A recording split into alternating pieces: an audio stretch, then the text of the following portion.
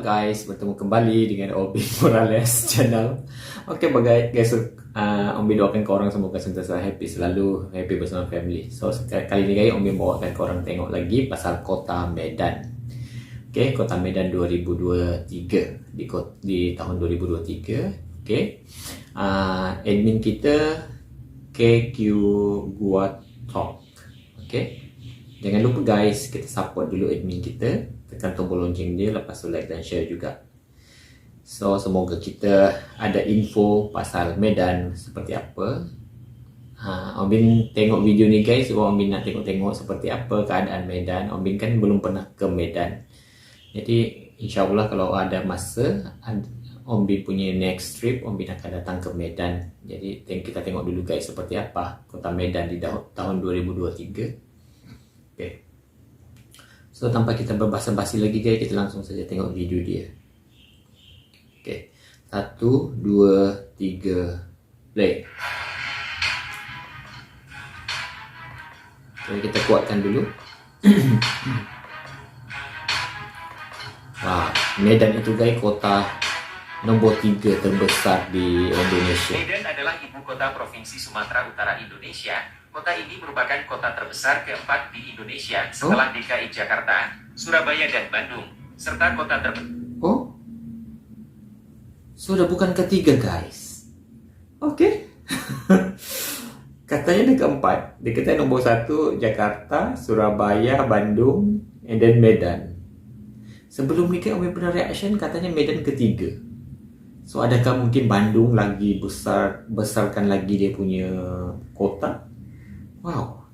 So ni sebab info 2023 guys. Nanti korang komen-komen lah guys kat bawah, betul ke atau macam mana. Okay. Wow. Tapi sekejap, maknanya tajuk dia Pesona Kota Medan 2023 Sumatera Utara. Okay. Besar di luar Pulau Jawa dan sekaligus terbesar di Pulau Sumatera. Kota Medan merupakan pintu gerbang wilayah Indonesia bagian barat dengan keberadaan Pelabuhan Belawan dan Bandar Udara Internasional Kuala Namu yang merupakan bandara terbesar kedua di Indonesia. Kuala Namu. Oh, mana? Secara geografis, Kota Medan terletak pada 3 derajat 30 hingga 3 derajat 43 lintang utara dan 98 derajat 35 hingga 98 derajat 44 bujur timur.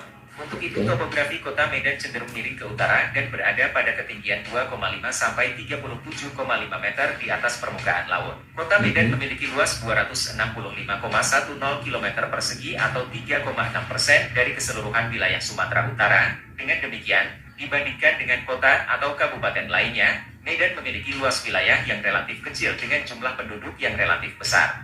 Medan memiliki posisi strategis sebagai gerbang kegiatan perdagangan barang dan jasa baik domestik maupun luar negeri. Posisi geografis Medan telah mendorong perkembangan kota dalam 2 kutub pertumbuhan fisik, yaitu daerah Belawan dan pusat kota.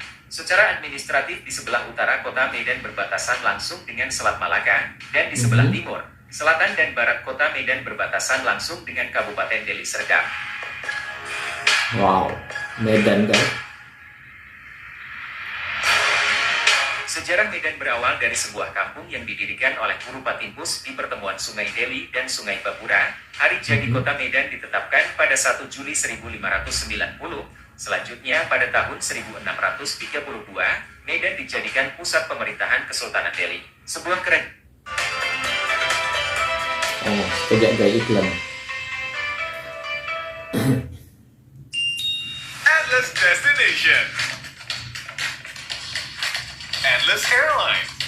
Kerajaan Melayu, bangsa Eropa mulai menemukan Medan sejak kedatangan John Anderson dari Inggris pada tahun 1823.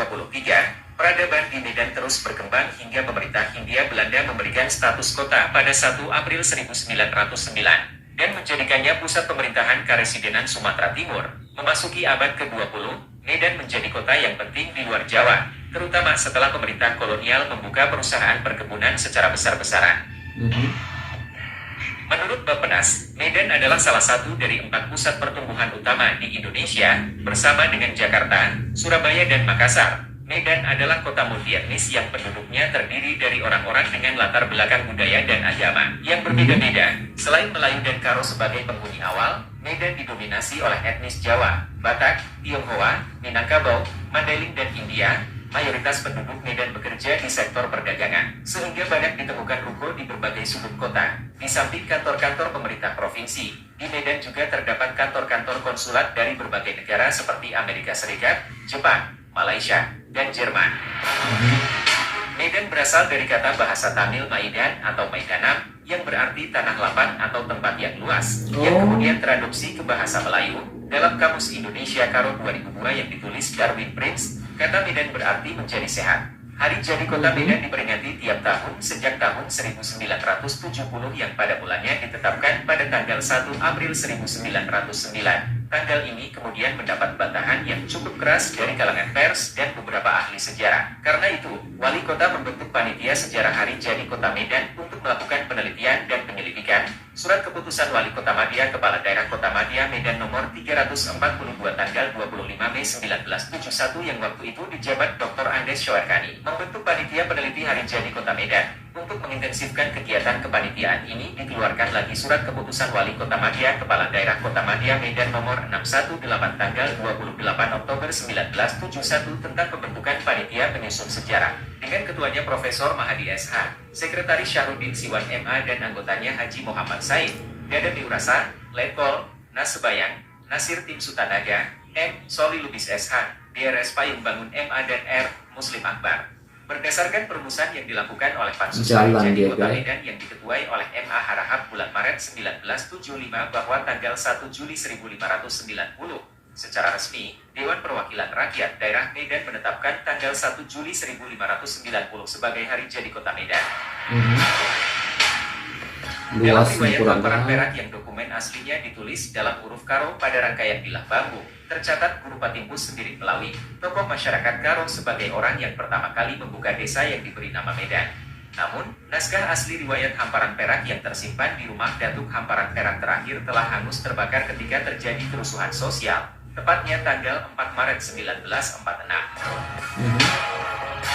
Patimpus adalah anak Tuan Sirajahita, pemimpin Karo yang tinggal di Kampung Pekan. Ia menolak menggantikan ayahnya dan lebih tertarik pada ilmu pengetahuan dan mistik. Antara tahun 1614 Masehi, ia belajar agama Islam dan diislamkan oleh Datuk Kota Bangun.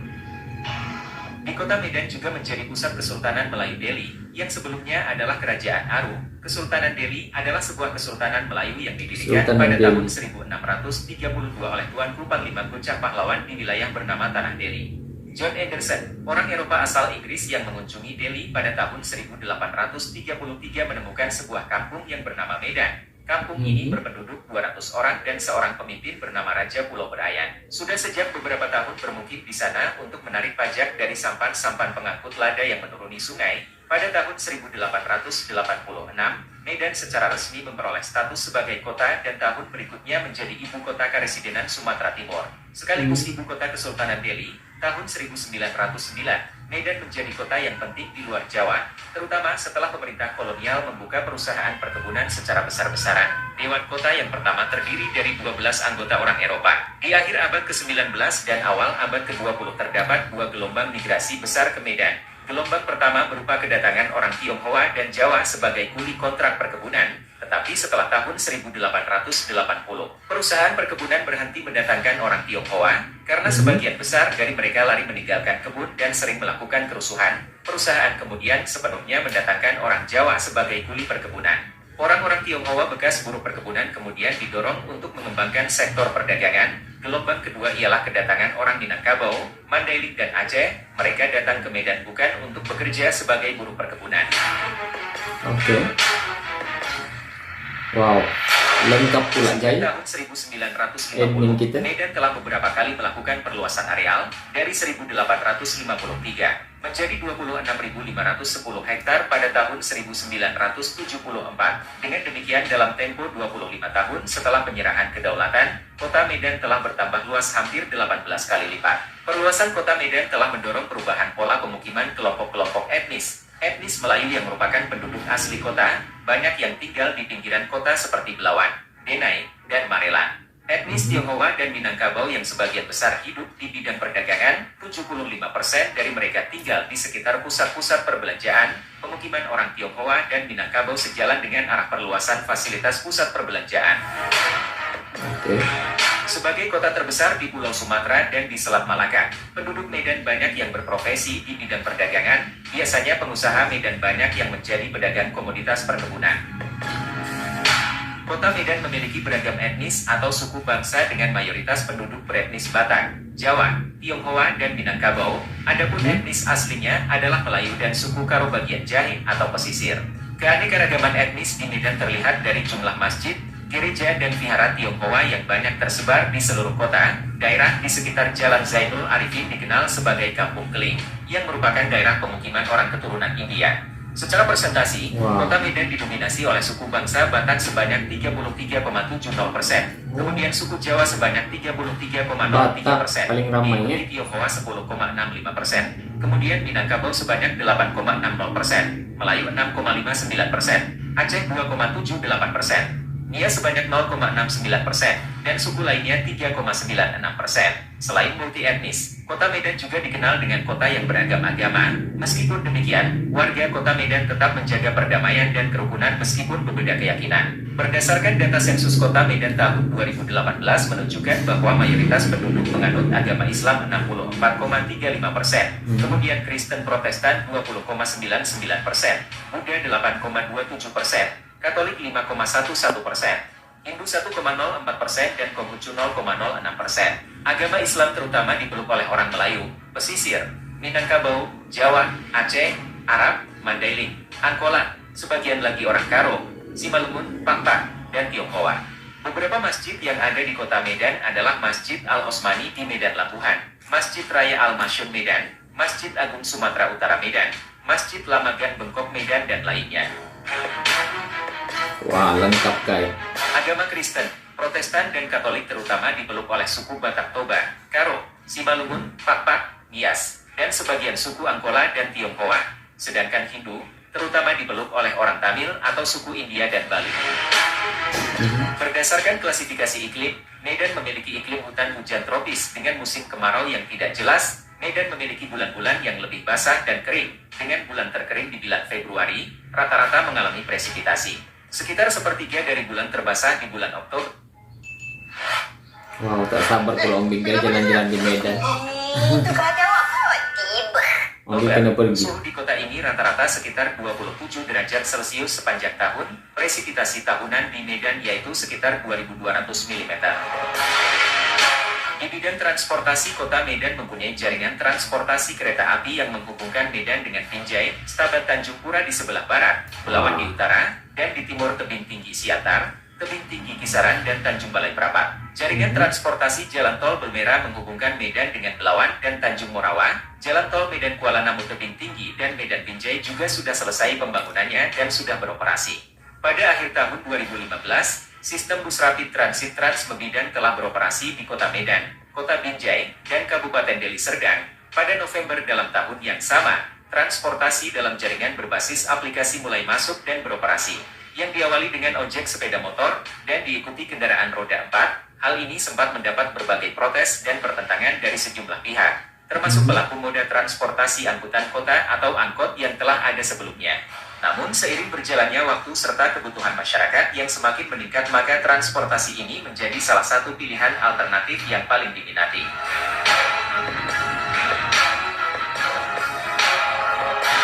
Kehadiran teman bus di kota Medan menjadi layanan yang kelima dalam program By the Service. Angkutan bus rapid transit ini menjadi penunjang mobilisasi masyarakat kota Medan yang mencakup hingga ke wilayah Belawan, Pinang Baris, Amplas, dan Tembung.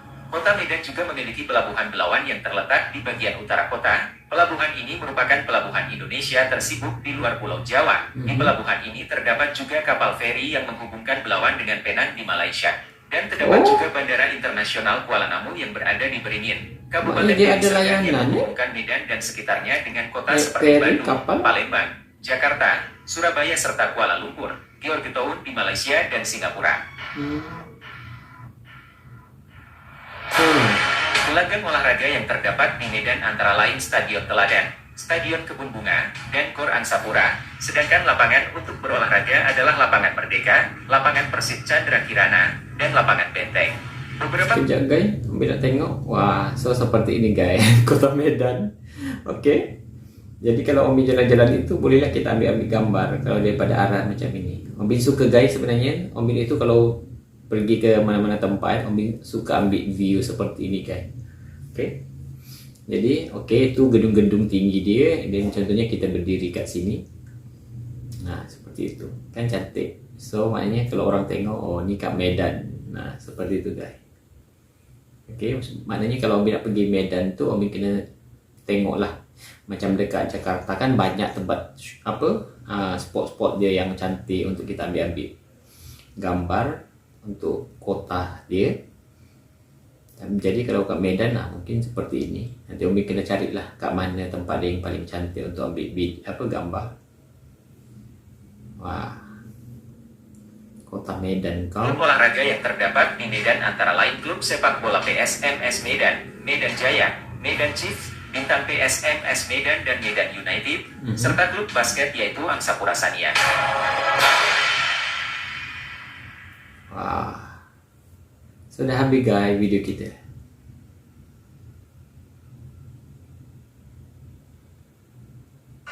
So kita boleh tengok je guys melalui video. InsyaAllah kalau Umi ada masih ada umur yang panjang dan masih diberi kesihatan yang baik, jadi Umi akan datang lagi ke Medan InsyaAllah lah. Kalau Umi tak ada halangan, tak ada apa, sebab Umi teringin juga guys nak pergi kawasan-kawasan di bahagian Sumatera nak tengok-tengok kan.